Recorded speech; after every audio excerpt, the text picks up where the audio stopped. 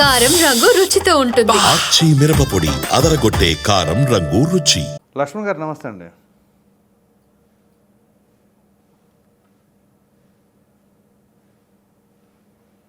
వినిపిస్తుందా సార్? చెప్పండి. నమస్తే. సో ఏదైతే ఈ జమిలీ ఎన్నికలకు సంబంధించి నిన్న బిల్లు ప్రవేశపెట్టడం, ఆ బిల్లు ఎంతవరకు జేపీసీకి వెళ్ళొచ్చు, అయితే పాస్ అవడానికి అవకాశాలు ఉంటాయి, సింపుల్ మెజారిటీ ఉంటే సరిపోతుందంటారా, లేదా 2/3 మెజారిటీ కావాలంటారా?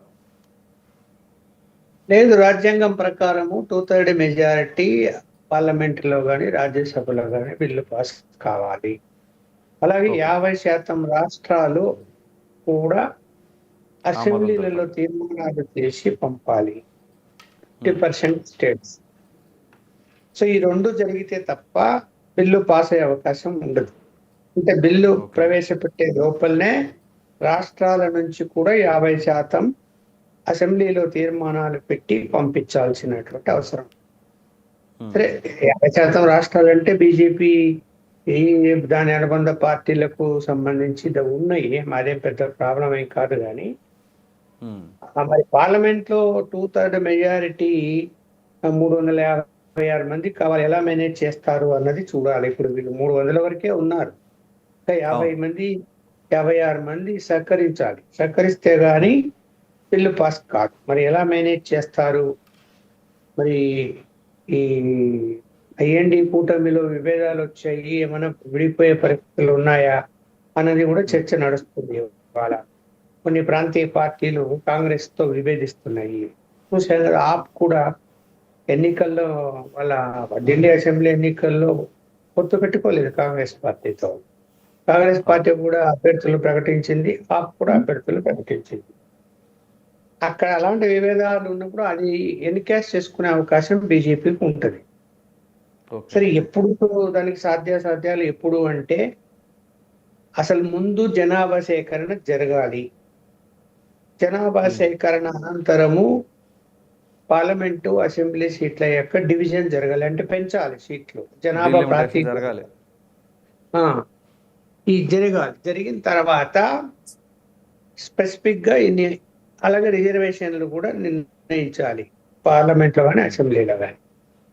ఇవన్నీ కంప్లీట్ అయిపోయిన తర్వాత అప్పుడు దాన్ని పార్లమెంట్లో బిల్లు పెట్టుకొని పాస్ చేసుకునేటువంటి అవకాశం ఉంటుంది.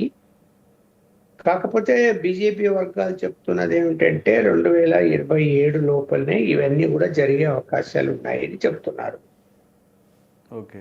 అంటే జనాభా సేకరణ కానీ డిలిమిటేషన్స్ కానీ ఈ రెండు కూడా. ఈ రెండు జరిగితే నీకు అక్కడ పార్లమెంట్ లో మేనేజ్ చేయటమే ఇంపార్టెంట్. మామూలుగా ఏంటంటే అటెండ్ అయినటువంటి సభ్యులలో 2/3 మెజారిటీ, నాట్ టోటల్.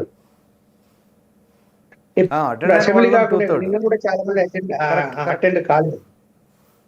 అవును, 20 మంది బీజేపీ ఎంపీలు అటెండ్ అవ్వలేదు నిన్న. అంటే కారణాలు ఉండొచ్చు, రకరకాల కారణాలు ఉండొచ్చు. కానీ నిన్న బిల్లు ప్రవేశపెట్టేదానికి కాబట్టి దానికి సింపుల్ మెజారిటీ చాలు బిల్లు ప్రవేశపెట్టడానికి. బిల్లు మీద చర్చ జరిగి ఆమోదించే సమయంలో 2/3 మెజారిటీ ఉండాలి లోపల.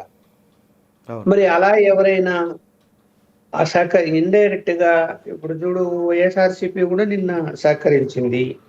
ఆంధ్రప్రదేశ్ ఎప్పుడు తిరగలేదండి. 25 అటెండ్ అయ్యారు, అందరు అటెండ్ అయ్యారు. ఇక్కడ మిగతా ప్రాంతీయ పార్టీలను కూడా ఒకవేళ కాంగ్రెస్ విధాన పరంగా, ఇప్పుడు 1 ఇండియా 1 ఎలక్షన్ పెట్టిందే కాంగ్రెస్ పార్టీ మొదట. అది దానికి అనుకూలంగానే మధ్యలో వాళ్ళు చాలా సార్లు జరగాలనే చెప్తుంది కేంద్రంలోని ప్రభుత్వము. అన్ని చేసినటువంటి వాళ్ళు ఇప్పుడు కేవలం బీజేపీ మీద వ్యతిరేకతతో వాళ్ళు ఏది చేసినా కూడా దాన్ని వ్యతిరేకించాలనేటువంటి ఉద్దేశంతో ఇప్పుడు 1 ఇండియా 1 ఎలక్షన్ విషయంలో కూడా వ్యతిరేకిస్తున్నారు. అది జనం అర్థం చేసుకుంటున్నారు, అది కరెక్ట్ అయితే కాదు.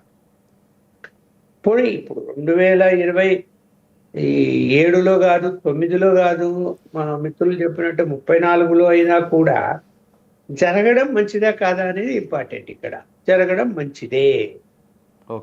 అది రాజకీయ పార్టీలకు కూడా మంచిదే. ఎందుకు మంచిదే అంటే రాజకీయ పార్టీలు కూడా ప్రతిసారి ఎలక్షన్లు వస్తూ ఉంటే సమయం కేటాయించాలి, డబ్బు ఖర్చు పెట్టాలి. ఇక్కడ ఓటుకు 2,000 నుంచి 3,000 వరకు పంచే కాలం ఇప్పుడు వచ్చింది. విడివిడిగా జరిగితే 2 సార్లు పంచాలి. దేశవ్యాప్తంగా మనం చూసుకుంటే లక్షల కోట్ల బ్లాక్ మనీ ప్రజలకు పంపిణీ చేస్తున్నారా లేదా? ఇది ఆపేది ఎట్లా? నేను జర్నలిస్ట్ అయినప్పటి నుంచి కాదు, నాకు ఓటు హక్కు వచ్చినప్పటి నుంచి కూడా ఈ డబ్బు పంపిణీ జరుగుతూనే ఉంది. మనం ఓటు హక్కు వచ్చినప్పటి నుంచే ఉందండి. ఎస్, నా చిన్నప్పుడు కూడా మా ఇంటికి వచ్చి 5 రూపాయలు ఇచ్చిపోయారు మా ఓటు వేయమని. ఏ సంవత్సరం సార్ సుమారుగా? 60 ఏళ్ళ కిందట. నాకు 69 ఇప్పుడు. ఓకే. ఇక్కడ ఎప్పుడు కూడా ఏ ఎన్నికల్లో కూడా నేను 43 సంవత్సరాలుగా డబ్బు పంచని ఎన్నికలు మన తెలుగు రాష్ట్రంలో జరగలేదు. ఎన్ని రాష్ట్రాల్లో, కొన్ని రాష్ట్రాల్లో జరిగినాయి. అన్ని చోట్ల పంపిణీ చేయరు, కానీ కొన్ని నియోజకవర్గాలు చేస్తారు. చాలా నియోజకవర్గాల్లో పంపిణీ జరగకుండానే ఎలక్షన్ జరిగి ఇప్పుడు అలా లేదు. దేశవ్యాప్తంగా ఈవెన్ బీహార్, వెనుకబడిన బీహార్ రాష్ట్రంలో కూడా డబ్బులు పంచారు మొన్న. ఎక్కడ పంచలేదు? ఏ రాష్ట్రంలో? మహారాష్ట్రలో నిన్న పంచలేదా? ఇప్పుడు నిబద్ధత గల పార్టీ బీజేపీ అని చెప్పుకుంటాము. నీతి నిజాయితీ, అవినీతికి తావులేదు, జాతీయ సమగ్రత, దేశభక్తి అని. బీజేపీ వాళ్ళు హైదరాబాద్లో ఎన్నికల్లో డబ్బులు పంచలేదా? లేదు, మన జరిగిన ఆంధ్రప్రదేశ్లో ఎన్నికల్లో డబ్బులు పంచలేదా?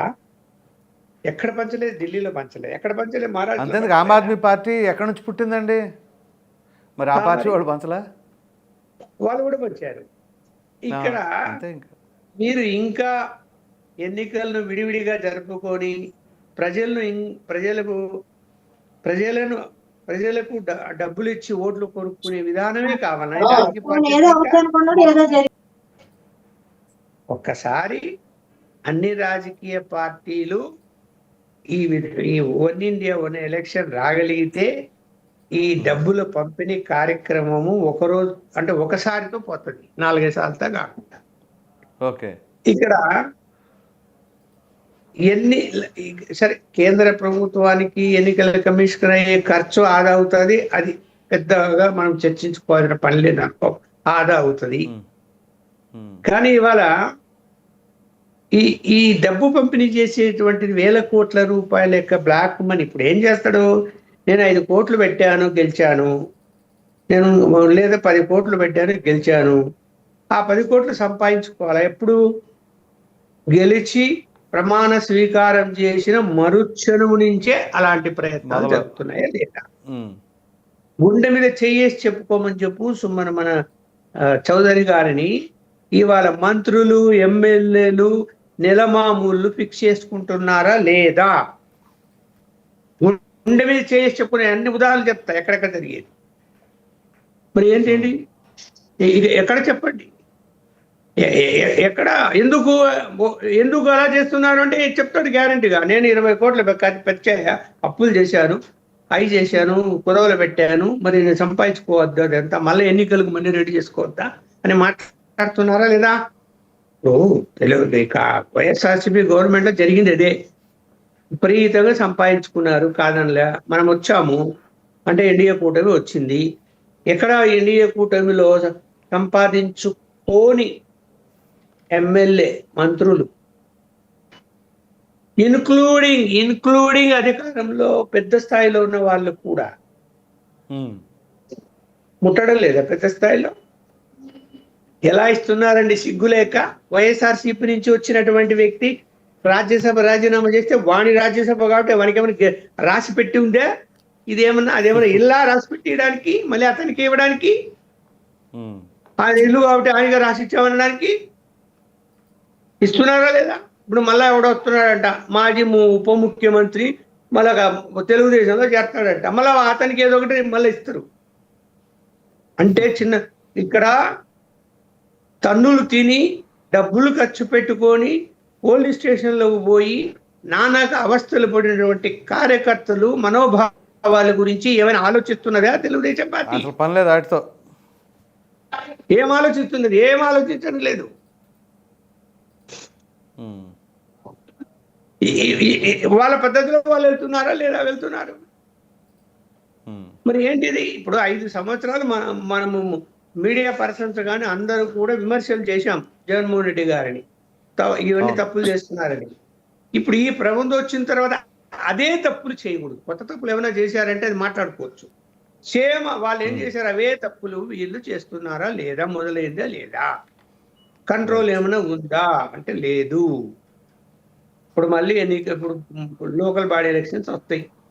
లోకల్ బాడీ ఎన్నికల్లో డబ్బులు పంచకుండా ఎన్నికలు జరుపుతారా? అరే ఎలక్షన్ కమిషన్ అట్టర్ ఫెయిల్యూర్.